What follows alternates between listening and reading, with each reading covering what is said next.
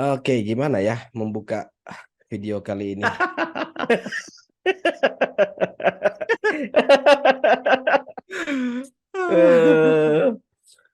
Eh, ini hari ketiga, tiga ya, hari ketiga pas After get fucked at Anfield. after after Fucked up. fakta banget pertandingan Bang. paling ampas itu. Hari ketiga. Sebenarnya kita mau taping sehari setelahnya ya, cuma kayaknya kita Ya. perlu bermawas diri dulu, menyad menyadari kalau memang kita tuh memang ditakdirkan untuk membumi lah. Tapi nggak juga, kita nggak bakal nggak Iya, bisa, iya. nggak ada namanya Fans fans United United tuh itu nggak ada kayak membumi, gitu. nggak ada. Menang kalah tetap sombong. Tapi eh Hmm. nggak tahu ya. Hmm. Dari aku pribadi tuh eh, nggak merasakan hal yang terlalu Desperate, Kak. merasa Kecewa. desperate. Iya, Iya. kecewa dengan kekalahan itu. Walaupun dibilang beberapa temanku tuh ada ngubungin kan, misalnya kan, gimana nih MU gitu kan? Eh, Eh, temanku itu yang dulu di Jogja, dia tiba-tiba ngirimin hmm. postingan ciri-ciri orang yang kena mental, butuh panduan psikolog. Kayak gitu. Tapi itulah, walaupun dibilang, tapi kan skornya segitu besar gitu kan. Ah, ah. Cuman nggak tahu di match kemarin itu aku kayak nggak merasa seperti sesakit pada saat kalah lawan Arsenal di Emirates malah. Iya, yang 3-2 ya. Yang tiga Yang dua gol gitu terakhir. kan. Iya, iya, iya, yes, Hmm. yes, yes. Hmm. Aku sempat kayak apa ini cuman kayak pengen menguatkan diri gitu kan. Ya, apa ini Karena pada saat bentuk-bentuk denial ya kan? iya, iya. Tapi setelah setelah pertandingan itu, kemudian besoknya, kayak Hmm. aku merasa biasa aja, Kak. Mungkin mungkin gini ya, lawan Liverpool itu bukan pertama kalinya malah yang kekalahan dengan skor besar seperti itu kan. Betul, betul. Jadi merasa kayak biasa aja, dan yang aku lihat juga fans Liverpool itu mungkin ada yang sebagian yang sudah agak terpisah karena sudah pesimis duluan sebenarnya. Jadi kalau misalnya kita bisa lihat di sebelum pertandingan itu yang lebih optimis itu sebenarnya fans Fans United United, sebenarnya iya. kan. Bahkan Karena setelah ngelihat dari histori itu kan. iya, bahkan setelah interval Hmm. babak pertama pun, Hmm. sebelum akhirnya gol kedua, gol ketiga cepat itu, kayaknya masih ada optimisme deh di sebagian besar fans United lah. Itu pasti optimis lah. Nggak mungkin mereka nggak optimis setelah babak pertama. Pasti bisa membalikkan kedudukan. Tapi Hmm. entahlah apa yang salah dari Anfield tuh. Cuman memang secara keseluruhan aku lebih merasa kekalahan lawan Arsenal itu lebih lebih menyakitkan ya Menyakitkan. karena lawan Liverpool kemarin kayaknya gimana ya? Kalau misalnya dibandingkan di zamannya Ole gitu, walaupun kekalahan sebesar ini di zamannya Ten Hag masih menyimpan rasa optimis untuk pertandingan Betul, berikutnya, betul, betul. ya kan? Berbeda pada saat zamannya Ole yang zaman Ya, COVID yang kalah di Old Trafford, kalah di di Anfield gitu Anfield kan. ya 5-0, 4-0. Dari gerak-gerik pemainnya. Memang satu hal yang aku lihat di pertandingan kemarin sebenarnya yang aku takutkan itu pada saat Bruno Fernandes sudah setiap pertandingan itu dimainkan. Hmm. Eh, itu sebenarnya udah kelihatan dari match lawan Barcelona di Camp Nou. Mm-mm. Eh, Bruno Fernandes itu berbeda dia cara pressingnya dibanding dengan match-match sebelumnya. Di pot kita sebelumnya kan aku bilang, apakah karena terlalu besar kah stadion Camp Nou Iya makanya ya, kayaknya nggak bisa nggak jalan nge-press ininya seperti Bruno ya. biasanya gitu Iya. kan. Di pot sebelumnya juga aku bilang salah satu poin Ten Hag meraih rentetan kemenangan itu karena performa Bruno yang selalu konsisten dan nggak pernah diganti. Mm. Dan ini kayak puncak anti klimaksnya. Jadinya eh, pada saat Bruno seperti itu, kemudian kayak pemain yang lain pun nggak ada memberikan kontribusi yang gimana ya? Mungkin mereka terlalu percaya diri dengan optimisme. Mungkin beberapa fans United juga nanti awal babak kedua pasti akan ada gol balasan gitu kan. Iya. Karena melihat pertandingan-pertandingan sebelumnya mulai dari Barca, dia second leg, Spesialis babak pertandingan kedua lah pertama dan si kedua gitu kan. Bapak itu. Iya, Mm-mm. bisa membalikan keadaan gitu kan. Mm-mm. Dan ternyata memang faktor fatigue dari Bruno Fernandes juga akhirnya mempengaruhi mentalnya. Jadi mungkin pemain-pemain United sudah merasa percaya diri dengan bagaimana track record mereka di pertandingan sebelumnya. Akhirnya ya Liverpool dapat momentum. Ya ini Mm. nggak bisa dilihat juga memang tingkatan klasemen Liverpool mau peringkat berapapun bakalan sama atmosfernya gitu kan. Jadi Iya. kalau aku pribadi pertandingan kemarin sih kayaknya kayak lalu lalang aja sih. Jujur aja ya, aku nggak tahu kenapa nggak semengecewakan kalau misalnya lawan Arsenal kemarin itu. Aku juga merasa, aku pikir juga awalnya aku pikir cuma aku aja yang merasa kayak gitu kan. Maksudnya Hmm. ya memang ini kekalahan terburuk pasti dari rivalitas sepanjang sejarah rivalitas kedua tim kan. Hmm. Tapi balik lagi kita memang kita pernah kalah 4-0, kita pernah kalah 5-0, pernah dibantai City juga 1-6, kalah 6-3 juga yang terakhir Hmm. kan. Hmm. Memang ini kekalahan terburuk tapi nggak tahu kenapa ya kayaknya memang kalau Karena baru orang. kali ini kayaknya setelah sekian tahun itu momentum United kalah tapi masih di atas Liverpool di klasemen ya. Iya, Jadi iya mungkin faktor itu juga eh, kali ya. MU jadi sebenarnya yang fans lain yang ngecengin MU itu kan karena fans United itu sempat jumawa dengan eh, lagi di zona title race gitu kan. Itu sebenarnya yang dicenginnya. Tapi di tahun ini di liga musim ini kayaknya memang fans Liverpool pun kayak agak setengah-setengah kalau mau ngecengin karena melihat peringkat mereka itu masih di bawah walaupun sudah mendekat sebenarnya di peringkat 5 gitu Lima, kan. iya. Tapi berbeda dengan musim-musim yang sebelumnya, Sebelumnya. Liverpool bisa menang besar tapi lagi title race 1-2 dengan City gitu kan. Sekarang itu Iya, kayak berbeda aja suasananya. iya dan apalagi City juga City Liverpool juga kayaknya hampir semua kompetisi hampir dipastikan out kan mereka. Iya, iya. Hampir sementara United Mhm. ya masih ada. Jadi ya ini memang kekalahan terburuk Mhm. tapi nggak berarti ya tak gini gini gini.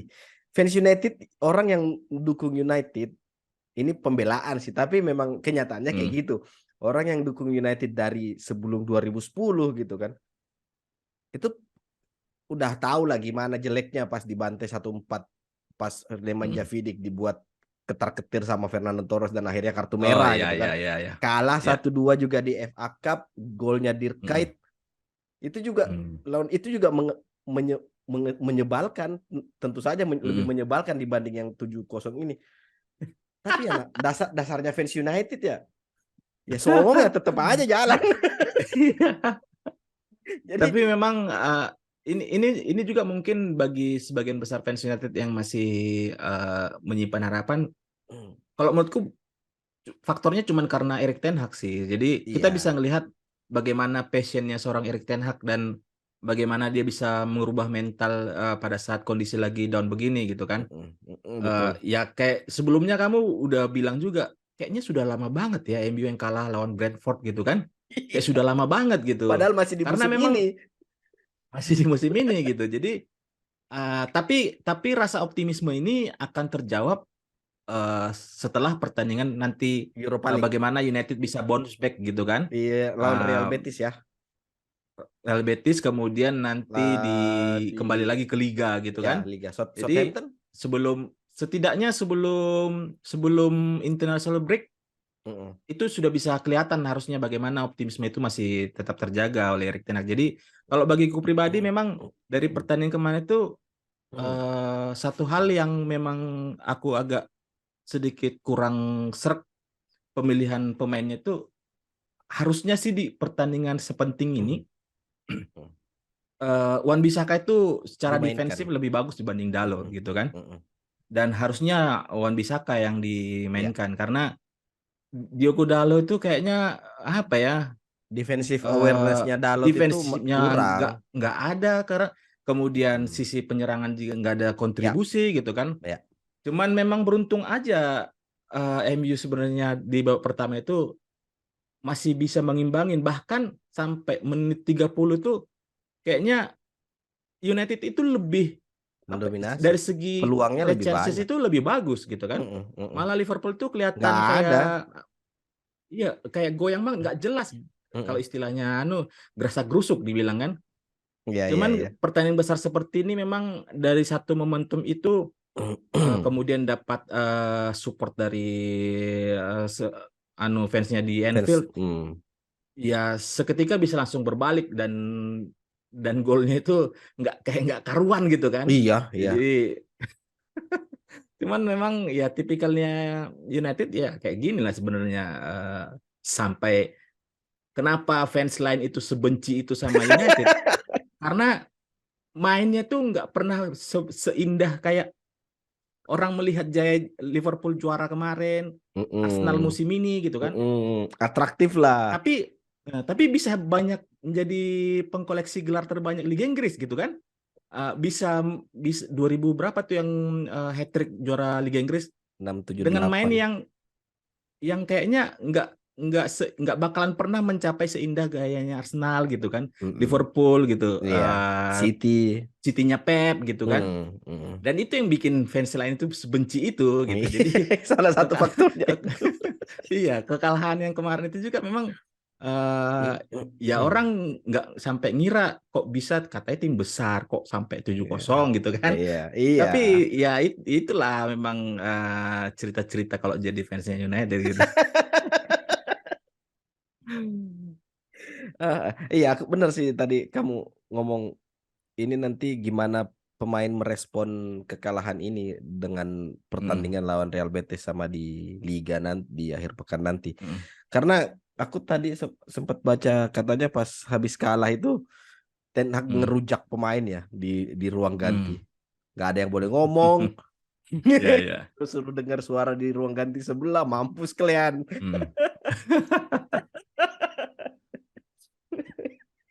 Aduh.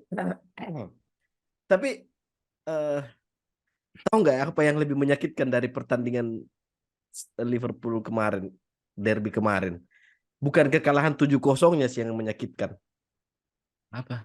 Darwin Nunes nyetak 2 gol. 2 gol. Kampret gak orang itu? 2 gol dicetak sama dia. Ya, memang kalau di setiap momen United kalah itu apapun bisa terjadi ya. Kalau Jay Spearing main pun kayaknya Jay Spearing pun bisa golin gitu kan. Kayak petinju itu. Iya, jadi memang nggak mengejutkan sih, segala hal bisa terjadi kalau misalnya United kalau mental gaya mainnya kayak kemarin itu. Jadi memang di sebelumnya itu aku udah sempat bilang juga, salah satu yang memberatkan United untuk bersaing di perebutan juara Kedalaman musim squad. ini dari segi faktor jadwal pertandingan itu. United itu hanya satu pertandingan aja yang ada di kandangnya melawan tim besar. Selebihnya itu di kandang lawan Away. semua. Iya, iya. Kemudian kalau kita lihat ya rentetan pertandingan sebelumnya itu United kayaknya terlalu main di kandang terus tuh. Iya. Di liga apa? Bahkan FA yang undian terbaru main di kandang lagi. Iya. Dan kayaknya mentalnya memang masih dalam proses ya, karena mereka sudah terbiasa diuntungkan bermain di Old Trafford, kemudian tiba-tiba balik ke laga tandang di Anfield. Jadi kayak terguncang aja kayaknya mentalnya gitu kan. Kena mental ya. Iya. Tapi kamu sepakat nggak dengan excuse dari fans United lain yang ngomong ini faktor kelelahan ya? Ya sebenarnya kalau dari faktor kelelahan harusnya dari bulan lalu sih terasa Iya ya, harusnya Karena, dari bulan-bulan. Iya, benar. Ini sudah udah hampir 2 bulan ngejalanin seperti itu, dan ya kayaknya sih bisa jadi memang faktor akumulasi ya. Cuman kalau kita lihat di babak pertama itu harusnya United itu bisa minimal imbang, karena kalau kita lihat dari segi permainan Liverpool juga memang kayak nggak jelas permainan Liverpool sebenarnya gitu. Mm-mm. Cuman momentumnya mereka dapat, kemudian United juga kayaknya nggak ada bisa merespon apa-apa. Jadinya ya Mm-mm. kayak gitulah hasilnya. Apalagi faktor magisnya Anfield juga itu memang susah sih. Kayaknya track Iya. record United kalau di Anfield juga nggak bagus-bagus amat sih. Malah bukan cuma di Anfield. Kalau nggak salah berapa pertandingan tuh goal difference-nya itu berapa, 30-2 Iya, tuh kayaknya iya, United lawan iya. Liverpool kan. Mm-mm. Aku nonton match itu hype-nya itu dapatnya pas ada switch ball dari sebelah kiri, Hmm. terus Hmm. diagonal pas atau switch ball gitu. Terus di Hmm. yang nerima bola Anthony Yang fidget spinner dikontrol lah, no. dan dikontrol Hill. Wih, itu Ya. langsung membuncah semangatku, mampus kalian. Ternyata false alarm.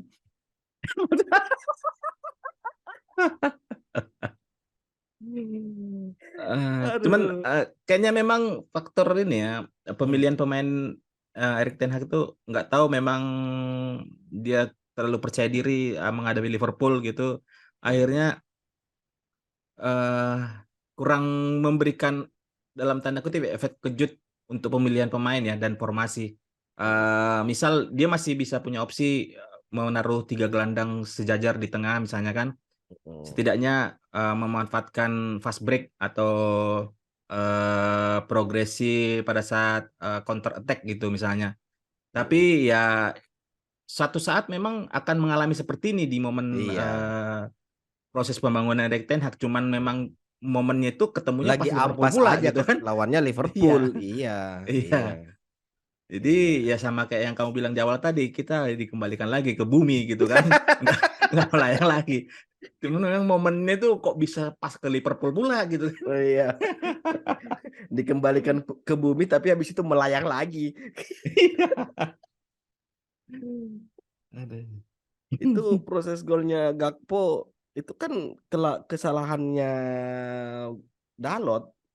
Yang mana yang pertama? Yang pertama itu kan Iya. kesalahannya Dalot terlalu tinggi terus nggak nyadar kalau Gakpo Hmm. itu dapat ruang yang bisa mengekspos lini belakang, ya udah.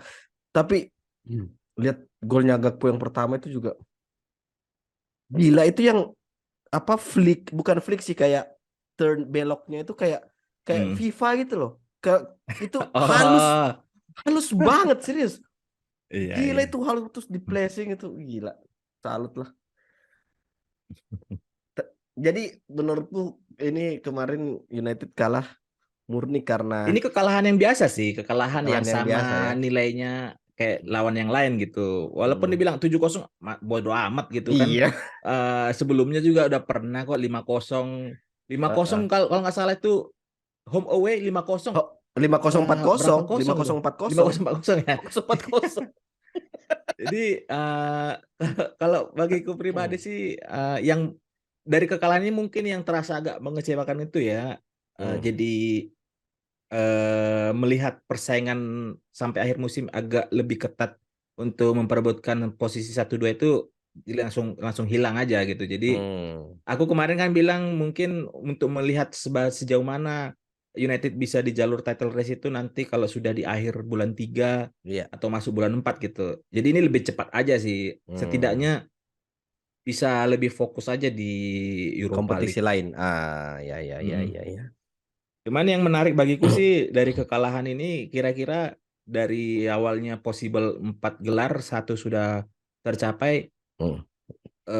jangan sampai aja hanya Yang satu gelar duanya. itu yang Iya, iya, didapat iya, gitu kan. iya, iya, iya. Eh, untuk kesuksesan United, aku bisa melihat kalau 2 dapat musim ini harusnya sudah kehitung sukses, melihat Betul. jangka waktu Ten Hag menangani, Mm-mm. kemudian pemain yang dipunya sekarang, 2 Mm-mm. pun sudah oke sih. Sudah oke ya. FA Cup kita lawan West Ham ya. Eh, F, eh, West Ham nggak sih? Siapa sih? Fulham. Ah, Fulham. West Ham lawan terakhir tuh yang Oh iya. lawan sebelumnya. Oh iya, Lawan sebelumnya Fulham. lawan West Ham ya. Ah, sedikit lagi sebelum Hmm. apa podcast paling singkat kayaknya ini. Gimana gimana menurutmu performa Weghorst? Karena aku j- mulai suka nih sama satu pemain ini. Meskipun meskipun ada yang tangkapan kamera tunnel cam-nya Anfield Hmm. yang Weghorst nepuk apa Anfield sign tapi Oh, dibantah sampai dia bikin pernyataan kalau itu eh, bukan dia nepuk Anfield tapi menghalangi Van Dijk gitu.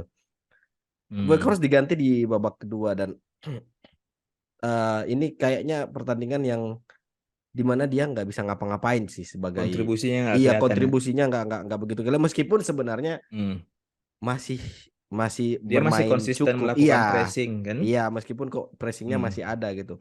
Nah, Weghorst sama Sabitzer ini setelah pertandingan kemarin Hmm. kans mereka berdua dipermanenkan menurutmu layak apa enggak? Karena terakhir aku baca Sabitzer itu Munchen matok harga 18 juta pounds kalau nggak salah. Hmm. Sementara Iya. Weghorst mungkin 20 apa berapa gitu. Hmm.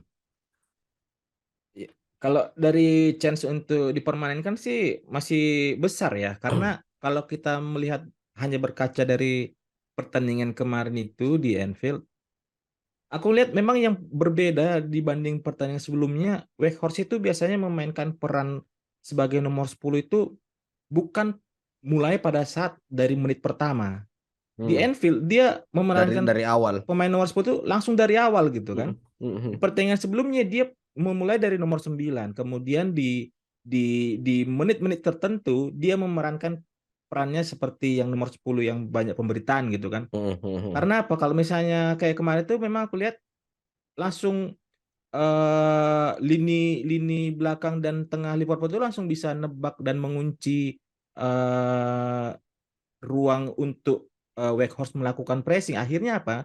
Kelihatan pressingnya itu memang hanya dia lari aja kan. Iya, iya. Tapi berbeda dengan sebelumnya itu dia lari untuk pressing itu dari posisi nomor 9 kemudian tiba-tiba track back tuh ke belakang gitu kan. Mm-mm. Kemudian balik Mm-mm. lagi ke depan. Mm-mm. Nah, kemarin itu dia mungkin bisa jadi ya karena faktor Rashford juga dia terlalu Tinggi. terlalu statis ya. Dia Mm.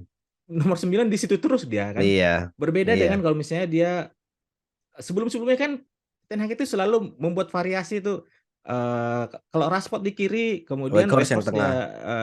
tengah gitu kan. Ini langsung Mm-mm. dari depan tuh dari awal tuh mereka dua pos ini terlalu statis tuh di situ. Jadinya Mm. pressing yang dilakukan Weghorst itu kayak hanya lari-lari doang gitu kan. Mm.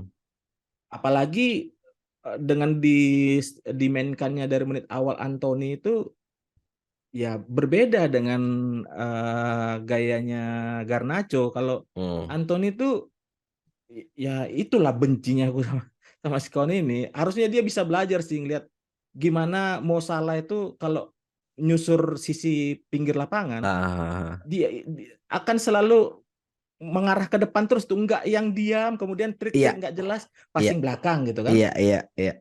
Dia harusnya bisa ngelihat gayanya Bukayo Salah. Saka gitu. Ah. Walaupun walaupun misalnya hanya dribble pelan-pelan, tapi tiba-tiba sudah dekat tepi kotak penalti aja gitu kan. Mm-mm. Akhirnya tinggal umpan atau shoot untuk melakukan scrimmage gitu. Mm-mm. Jadi faktor Rashford yang terlalu statis, pressing Weghorst yang nggak terlalu berarti, Anthony gitu.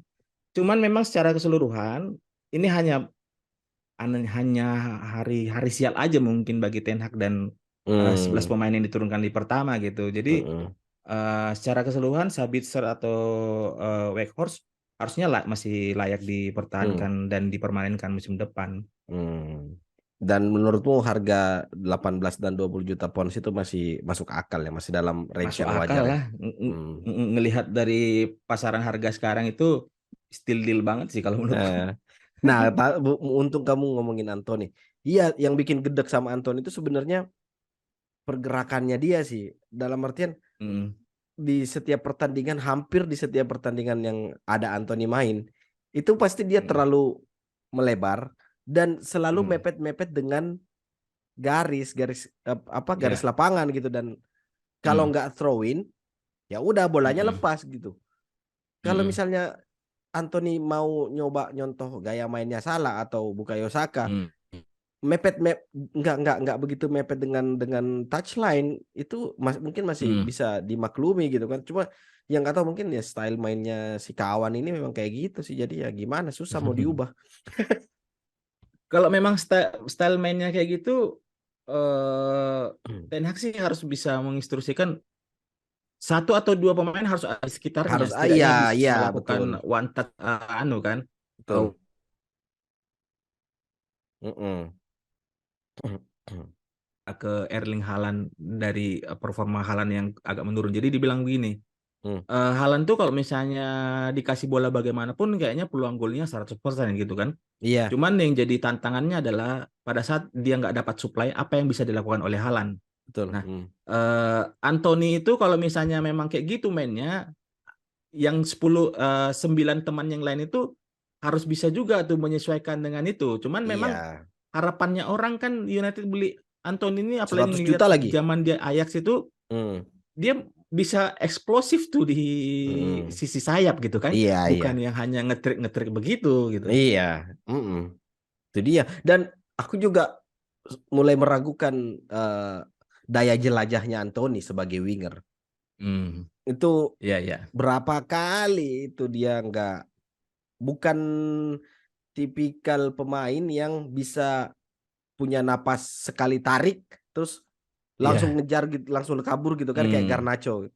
Berapa iya kali aku iya. lihat dia kayaknya first first touch oke, tapi pada saat disuruh Hmm, adu adu lari kayaknya dia bukan tipikal hmm, pemain yang bisa lepas dari kawalan lawan, dan aku mulai sedikit meragukan kapasitasnya dia sebagai winger yang bisa eksplosif.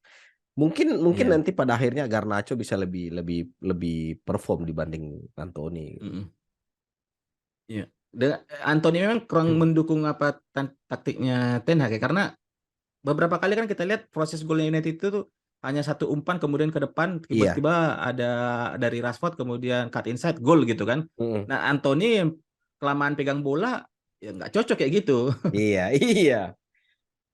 Makanya itu kita nunggu siapa kepingan puzzle yang dibutuhkan Ten Hag untuk mengunlock skill Ajaxnya Anthony.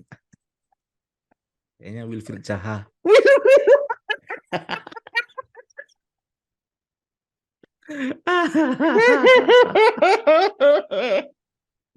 Aduh. Masa tiap musim kita bicarain unlock anu kan, Iya ya, kemarin itu kemarin awalnya yang kan bisa dia yang mau mengunlock Ronaldo. mengunlock si kawan kan. Ini dia mau di unlock. Macam mana pula kau ini? Pulang aja lah kau ke Belanda. Aduh. Aduh. Oke, sepertinya itu aja dulu ya. Seperti itu. Kita kita ketemu di episode berikutnya di Iya, weekend. iya. Oke, thank you. Thank you, thank you. Aduh.